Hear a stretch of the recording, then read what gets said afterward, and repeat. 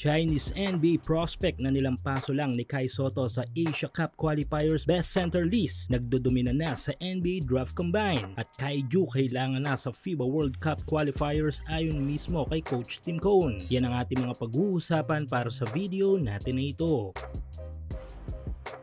Though nakapahinga ngayon ang ating pambato at NBA hopeful na si Kai Sotto, ay hindi ibig sabihin nito ay tapos na ang kanyang NBA goal. Well, nagkakamali tayo dyan dahil pagbalik ni Kai sa injury ay paniguradong itutuloy niya ito. Lalo na ngayon na naging successful at na-repair na ang na-torn nitong ACL. Tulad nga ng sabi ko sa ating mga naunang video, ay malaki ang factor ng edad at kondisyon ng pangangatawan upang maging matagumpay ang operasyon ng isang torn ACL patient. At sa kaso nga ni Kai Ju ay naging matagumpay ito. Meaning ang tanging gagawin na lang ng kampo nito ay monitor since hindi totally healed ang sugat nito sa loob at hindi pa po pwedeng mapuwersa ito. Pero sa mga nakikita natin online regarding sa mga pinopost ni Kai sa kanyang official social media account ay tila 100% ng magaling ito. Makikita kasi na nakakalakad at nakakagalaw na ito ng maayos at the same time ay nakakapag-workout pa ito gamit ang ilang mga piling heavy equipments. Take note, mahigit 1 month na ang mga videos na yan. Meaning ay mas na-improve pa ang kalagayan nito ngayon. Baka nga nakakagawa na ng ilang mga basketball activities ito at hindi lang ito pinupost sa SOCMED. Mabalik tayo sa NBA goal ni Kai. Yes, pagbalik nito ay muling itutuloy yon ng ating pambato. Dahil kung inyong natatandaan ay napakaganda ng naging performance nito bago siya may injury. Mula sa international basketball scene, sa paglalaro nito sa Gilas hanggang sa mother team nito sa Japan B-League na Koshigaya Alpas. Bagay na dapat magagamit ni Kai upang muling makakuha ng mga NBA team interest dahil parte pala ng plano ng kampo nito na sumalang sana sa mga NBA teams private workouts ngayon. Pero since nangyari na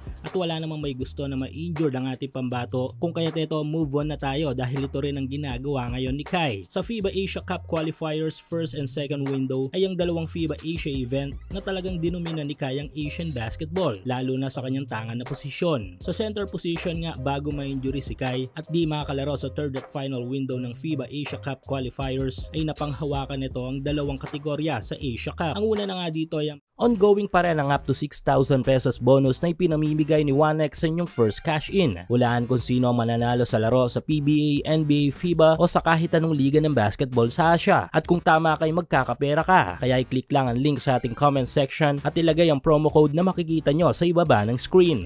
Best center player sa most double-double points sa Asia at ang pangalawa ay ang best center player sa rebounding. Tangan nga kasi ni Kai Sotto ang mga impressive figures bago ito magpahinga, scoring 15.5 points, 12.5 rebounds at 3.8 assists. Mga numerong kailangan upang sumabak sa mga private workouts sa NBA. Ito rin ang dahilan kung bakit kailangan natin si Kai Sotto sa parating na FIBA World Cup Qualifiers, kung saan tayo napabilang sa tinatawag ngayong Group of Death. Pero bakit nga ba tinatawag na Group of Death? Well, dahil lang naman kasi kasama natin sa Group A ang national team ng New Zealand at ang national team ng Australia na masasabi nating top number 1 at top number 2 sa pinakamalakas na mga kupunan sa ating kontinente. Even ang mismong head coach natin sa Gilas na si Coach Tim Cone ay nauga sa draw na naganap at wala nang ibang maisip kundi ang sana'y makabalik si Kai sa ating national team.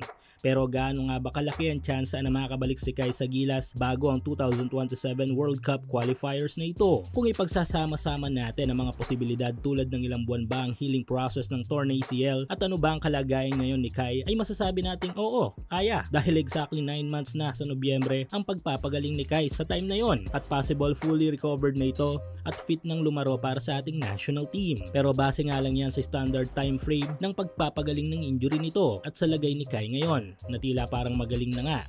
Nakasalalay pa rin sa kampo ni Kai lalo na sa doktor nito kung 100% clear na itong makalaro. Magiging malaking tulong ang ating pambato na si Kai Ju sa ating national team kung makabalik ito sa World Cup Qualifiers. Dahil bilang best player sa Asia, sa dalawang magkaibang kategorya ay legit na big boost ito para sa ating pambansang kupunan. Pero maiba tayo. Ito, umuugo ngayon ang pangalan sa ongoing 2025 NBA Draft Combine ang Chinese NBA prospect na si Hansen Yang. Modern Yao Ming at Chinese Nikola Jokic ang bansag ngayon dito sa 7'2" center mula sa China dahil sa kanyang mix of traditional and modern type of playing. Itong huling game nila sa Draft Combine ay nakapagtala ito ng 11 points, 6 rebounds, 6 assists, and 1 block in just 30 minutes of playing time. Impressive yon sa mata ng mga scouts. At since kay Kai Sotto ang topic natin sa video na ito, ay may kukonekta natin ito kay Kai. Dahil nang panghawakan ni Kai ang titulong dominanting big man sa Asia bago ito ma-injury, ay nasa baba lang ni Kai Ju itong NBA prospect ng China. At take note malayo ang agwat nito sa ating pambato. ito. Kaya kung sakaling mag-cruise ang landas natin ng China sa aling mga FIBA event ay hindi pa rin pwedeng pakasigurado ang China kahit pa nga may Hansen Yang sila sa lineup.